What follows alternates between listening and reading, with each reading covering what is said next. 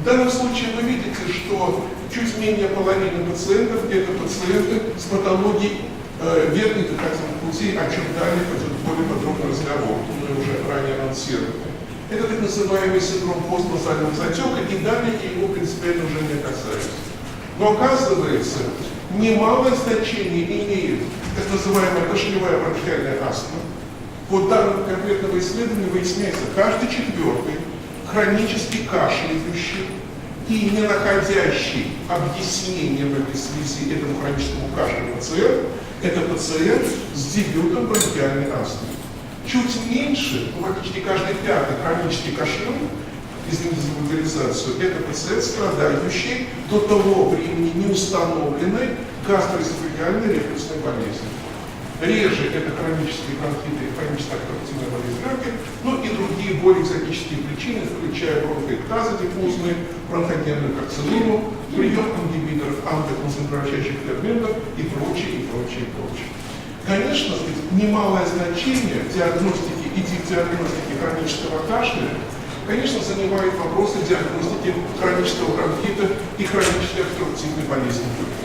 В данном случае я бы хотел напомнить вам, уважаемые коллеги, последовательность действий, которая должна всякий раз случаться при диагностике данного состояния. Но напомню, еще раз, очевидные или прописные истины. Как невозможно поставить диагноз хронического бронхита в 20-летнем возрасте, это величайшее из заблуждений, так невозможно поставить и диагноз хронической обструктивной болезни легких в столь молодом возрасте. Ни хронического бронхита, ни хобу в этом возрасте никто не ставит. Возраст 40 лет и старше. Вот предмет нашей озабоченности, когда мы начинаем вспоминать об этой патологии. Но понятное дело, что не только сам возраст, но факт курения актуального или курения в прошлом также является дополнительным диагностическим критерием, позволяющим утвердиться в этом диагнозе. Помимо всего прочего, наличие соответствующих клинических симптомов, пусть и не специфичных самих по себе. И вы видите, что помимо одышки, помимо частых эпизодов зимнего бронхита и свистящего дыхания, особняком выделяется хронический кашель, сопровождающийся отделением бронхиального секрета или мокроты. Ну и, конечно, очень важно при диагностике обструктивной болезни легких подтвердить, что у пациента ранее не было указаний на наличие бронхиальной астмы, синдрома скотного заболевания, но который имеет иной, нежели фобул прогноз, и во многом иные, нежели фобул подхода к терапии. Но одного лишь возраста, факта курения и наличие этого неспецифического набора симптомов респираторного дискомфорта очевидно недостаточно для того, чтобы утвердиться в диагнозе хобу. Поэтому важнейшим для диагностики данных состояний является выполнение форсированной спирометрии постбронхолитической, то есть после проведения теста с бронхолитиком. А ключевым диагностическим критерием является отношение ОФВ-1 к форсированной жизненной емкости легких. Критерий, который должен знать, конечно, не только пульмонолог, ибо пульмонолог не может охватить огромную массу больных, страдающих данным состоянием. Это то универсальное знание, которое должен обладать врач любой специальности, я имею в виду терапевтической прежде всего. Вот на что следует обращать внимание при знакомстве с распечаткой данных спирограммы, а не смотреть только в то, что от руки написано врачом специальной диагностики, ибо они, как и врачи других специальностей, нередко могут заблуждаться. Понятное дело, что диагностика Хоббл – это всегда вопрос и дифференциальной диагностики с бронхиальной астмой. И в этой связи важнейшим является разграничение этих двух состояний, которое может быть осуществлено на уровне определения пиковой скорости выдоха, повторно определяемой с помощью нехитрого прибора пикфлоуметра, доступного в каждой аптеке и недорогостоящего, либо проведение спирометрии с тестом с бронхолитиком, когда ОФВ-1 подрастает на большую величину 400 мл и более, либо это пробная терапия системными гормонами, назначаемыми на срок от 7 до 14 дней, либо, что самое важное, если в ходе последующих спирометрических исследований показатели ОФВ-1 и отношения его к ЖЭЛ оказываются близкими к должным, это не хроническая обструктивная болезнь легких, потому что нормализация этих показателей попросту исключает диагноз хронической обструктивной болезни легких. Ну а для того, чтобы в еще большей степени упростить для нас с вами задачу разграничения обструктивной болезни легких и, собственно, бронхиальной астмы, я привожу эту таблицу. На самом деле многое в ней понятно и без детализации, и тем не менее. Ну, ясно, что симптомы обструктивной болезни легких достаточно постоянные, монотонные. Пациент не может наверняка сказать время начала заболевания, чего зачастую не скажешь о бронхиальной астме, где симптомы появляются как взрывной эпизод нередко, где пациент достаточно четко может определиться с датой начала самого заболевания, его симптоматической фазы, и нередко симптомы, возникающие в ночные предутренние часы, дополняют хорошо известный изученный образ бронхиальной астмы. Начало болезни. Ну, мы уже сказали, что Хоббл не может диагностироваться в юношеском, молодом и даже среднем возрасте зачастую. Бронхиальная астма может развиться в любом возрасте потенциально, но, сказать, наиболее излюбленный в кавычках возрастной период – это ранний детский возраст до 5 лет и чаще это мальчики. Ясное дело, что аллергия или атопический статус вообще является специфической прерогативой бронхиальной астмы, чего не скажешь о хронической обструктивной болезни легких. Противоположность этому курение табака и воздействие других аэрополитантов – это свидетельство в пользу диагноза Хоббл, но с другой стороны, курение больного, страдающего астмой, вещь достаточно распространенная, особенно в практике российских врачей. Что касается осирощенной наследственности по астме и аллергии, то это, конечно, более характерно для больных бронхиальной астмой. Очень важным является следующее. Для больных бронхиальной астмы не характерны эмфиземы легких. Поэтому, когда порой рентгенолог описывает флебомиограмму больного с астмой на высоте приступа и пишет эмфизема легких, это значит, что он знает элементарных вещей. Эмфизема легких – это не просто повышенная воздушность легочной ткани, это разрушение межальвеолярных перегородок, чего никогда не бывает видно при анализе рутинной рентгенограммы, как аналоговой, так даже и цифровой. Только компьютерная томография высокого разрешения или морфологическое исследование способны подтвердить или исключить диагноз эмфиземы легких, которая является закономерным атрибутом обструктивной болезни легких. Подобно этому, никогда при астме не случается развитие легочного сердца. Напротив, это осложнение довольно поздно, правда, возникающее, исключительно хронической обструктивной болезни легких. Но и то, ради чего все это затевается. Различная чувствительность к проводимой терапии. Глюкокортикостероиды – общепризнанный стандарт лечения бронхиальной астмы.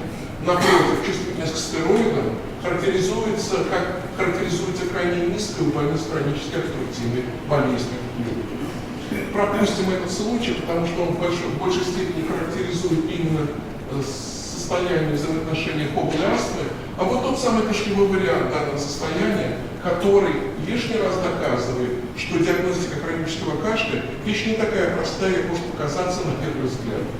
Это вариант астмы, достаточно часто встречающийся у взрослых, до 40% по отдельному наблюдению, это дебют астмы не с развернутых приступов удушья, не с эпизодов свистящего дыхания, не с расположения апноэ в постели, но с эпизодов малопродуктивного или непродуктивного, приступообразного, в течение суток или в ночные предутренние часы кашля. Вот, собственно, если появляется в поле вашего зрения такой пациент, да тем более, если он моложе 40 лет, не спешите награждать его в кавычках диагнозом хронический бронхит, потому что в этом случае вы, скорее всего, ошибетесь. Это, вероятнее всего, кашлевой дебют бронхиальной астмы. Но в этом еще нам предстоит убедиться, потому что, к сожалению, это состояние устойчиво к терапии бронхолитиком, к муколитическим препаратам и противокашлевым. То есть любое из ваших терапевтических назначений, симптоматического уровня, окажется малоприемлемым для пациента с кашлевой бронхиальной астмой. Но что, кстати, удается у этой категории пациентов разглядеть? А практически то же самое, что и в отношении классического больного с астмой.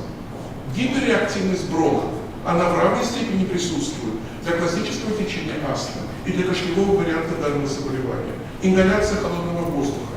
Вот сейчас, если бы гипотетически у нас был под надзором больной с кашлевой бронхиальной астмой, мы вышли бы сейчас на Краснопресненскую набережную, предложили бы пациенту вдохнуть полной грудью воздух, и он нам бы выдал классический кашлевой пароксизм, чего бы с ним не случилось, находясь он в теплом, хорошо хорошо вентилируемом, проветриваемом, но неветренном помещении. Либо это резкие запахи, либо это предложение пациенту сделать гипервентиляцию, то есть частые глубокие вдохи и выдохи, либо это интеркуррентная вирусная респираторная инфекция, которая является неспецифическим провокатором возможных обострений уже существующего хронического бронхолегочного заболевания. Что еще важно? Многих смущает то обстоятельство, что у этих больных отсутствует одышка и приступы удушья. И на основании этого зараженные бациллы неправильной трактовки астмы, а именно, как нам говорили, астма – это заболевание, характеризующееся приступом удушья или астматичным состоянием. В корне неверная трактовка изначально. Ничего подобного. Астма может быть без приступов удушья долгое время. Так вот, отсутствие одышки или приступов удушья у хронически кашляющего индивида не повод отказываться от диагноза бронхиальной астмы. При этом обращаю внимание отсутствие сухих хрипов легких, как при спокойном дыхании, так и при форсированном выдохе, при аускультации в межлопаточной зоне, где чаще всего эти хрипы и надлежит выслушивать. Отсутствуют спирометрические признаки бронхиальной обструкции, то есть и этот, так сказать, фундамент диагноза астмы выбивается из-под ног. И отрицательный тест бронхолитика. То есть, казалось бы, ничто не свидетельствует в пользу бронхиальной астмы. Но есть все-таки ряд обстоятельств, которые заставляют становиться в пользу этого диагноза. И важнейшим является провокационный ингаляционный тест с метофорином. Он оказывается положительным у абсолютного большинства больных. Как это и бывает в случае классической бронхиальной астмы. Поэтому, исчерпав набор традиционных диагностических и дифференциально-диагностических критериев, но сомневаясь по-прежнему в очевидной или неочевидной для вас нозологической принадлежности хронического кашля, вы выходите на необходимость проведения, теперь уже не повсеместно, но в ряде референс-лабораторий, там, на уровне НИИ пульмонологии там, или других учреждений, проведения бронхопровокационного теста. Помимо всего прочего, есть еще такое понятие, как эозинофильный бронхит. Ситуация реже встречающаяся или реже обсуждаемая, но для нее характерно, в отличие от классической астмы и ее кашлевого варианта, практически всегда обнаружение эозинофилов мокроти. И если у вас есть пациент кашляющий, без соответствующих признаков, клинических и спирометрических признаков бронхиальной обструкции, которые бы указывали на бронхиальную астму, особенно классический вариант, можно подумать еще и об эозинофильном бронхите. В данном случае кашлевой вариант бронхиальной астмы или эозинофильный бронхит характеризуют, все они, и классическая астма в том числе, характеризуются эозинофилией мокроты, и в отличие от астмы, кашлевого варианта астмы, эозинофильный бронхит не характеризуется гиперактивностью. Иными словами, именно бронхопровокационный тест является своеобразным водоразделом. С одной стороны, склоняет нас в пользу диагноза астмы, с другой стороны, если есть кашель, эозинофилия мокроты, но нет гиперактивности бронхов, это, скорее всего, хронический эозинофильный бронхит. Ну и несколько слов буквально в заключении о симптомах гастроэзофагиальной рефлюксной болезни. Я не оговорился, сказав, что кашель нередко оказывается более частым симптомом данного состояния, нежели привычные изжога или отрыжка.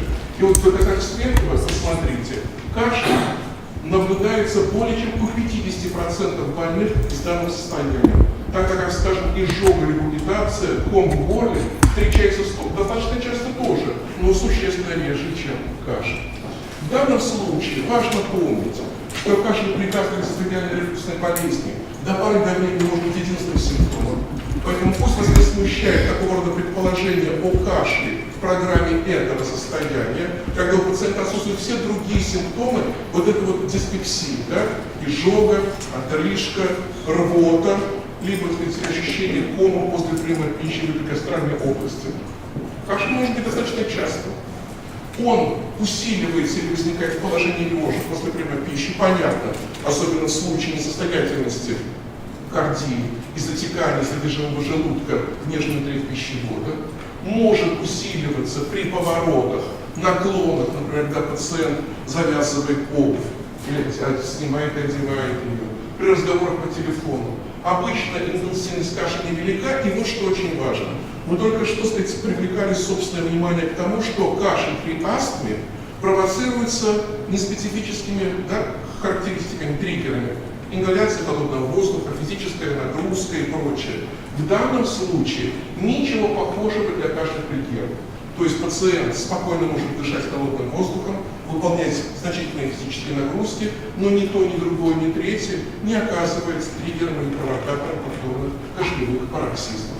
Ну и вот пространный перечень особенностей кашля при гастроэзофагиальной рефлюксной болезни, где мы в частности видим связь с приемом пищи, связь с употреблением в пищу определенных продуктов, при подъеме с постели по утрам, во время пения или разговора, а хриплость голоса ничуть не редко встречающий симптом, потому что нередко это состояние может соседствовать с рефлюксом на уровне голосовой щели и вызывать соответствующий хронический воспаление с хроническим ларингитом, изжога, боль в груди, диспепсия, потребность в откашливании, которая постоянно случается с людьми, наверняка таковые наблюдали с вами не единожды и так далее и тому подобное. Что касается патогенеза кашля при приеме ингибиторов ангиотензин-превращающих ферментов, я думаю, вам хорошо знаком этот феномен, так называемого каприлового или капотенового кашля. Здесь все объясняется простым знанием метаморфоз или превращения ангиотензиногена и хинина при назначении этих препаратов. Вот, собственно говоря, та ось, которой мы стремимся достигнуть при назначении этих препаратов.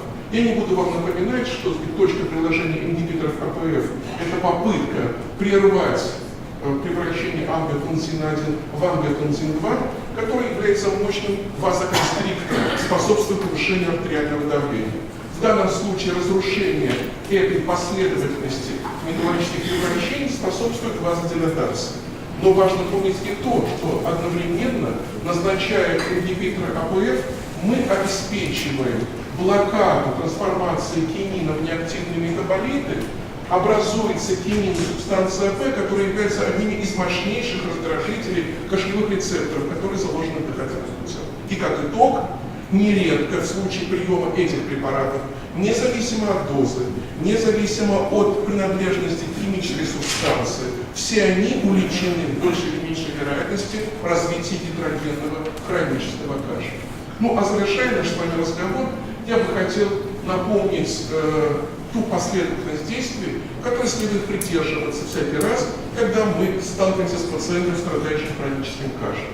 В ходе последующего обследования, изучения деталей анамнеза заболевания и выполнения рутинных методов обследования, в частности рентгенографии грудной клетки, мы можем подтвердить, ну скажем, отсутствие каких-либо изменений, ну скажем, интактная рентгенография. Тогда возникает следующий вопрос. Курильщик ли наш пациент? Или принимает ли он один из препаратов ингибитора ангиотензин превращающего фермента? Если да, то в данном случае прекращение курения, насколько это возможно, и отказ от ингибиторов АПФ, по крайней мере, на 4 недели, возможно, минимизирует развитие кашлевых пароксизмов. Если этого не случится, то возможно тогда следующее предположение. Не постназальный ли это затек, возможно, это кашлевой вариант бронхиальной астмы или своеобразное течение гастроэзофагиальной рефлюксной болезни. Если, собственно говоря, и эти предположения не подтверждаются в ходе последующего наблюдения и обследования пациента, далее выполняется уже более сложный комплекс обследований, включая фибророскопию, компьютерную томографию, неинвазивные исследования сердца, ставящие задачи подтвердить исключить наличие левожелудочковой недостаточности. Ну и важно помнить, что несмотря на все наши усилия по различным оценкам, до 20-25% лиц с хроническим кашлем так и не удостоиваются в последующем соответствующей нозологической расшифровке. То есть кашель у них оказывается безымянным, то есть не имеющим соответствующей нозологической принадлежности. Но, несмотря на этот известный пессимизм, все-таки я считал целесообразно заключить свое выступление известным латинским изречением «Quaeriti invenitus» – ищите и найдете, имея в виду, найдете возможную причину хронического кашля. Спасибо за внимание, уважаемые коллеги, и предлагаю поступить следующим образом, потому что мы начали со значительным отставанием от официального времени начала конференции и сползли уже по времени. Предлагаю сначала слушать все 3 доклада из заявленных, а потом оставшееся время тогда использовать уже для дискуссии ваших вопросов и наших комментариев.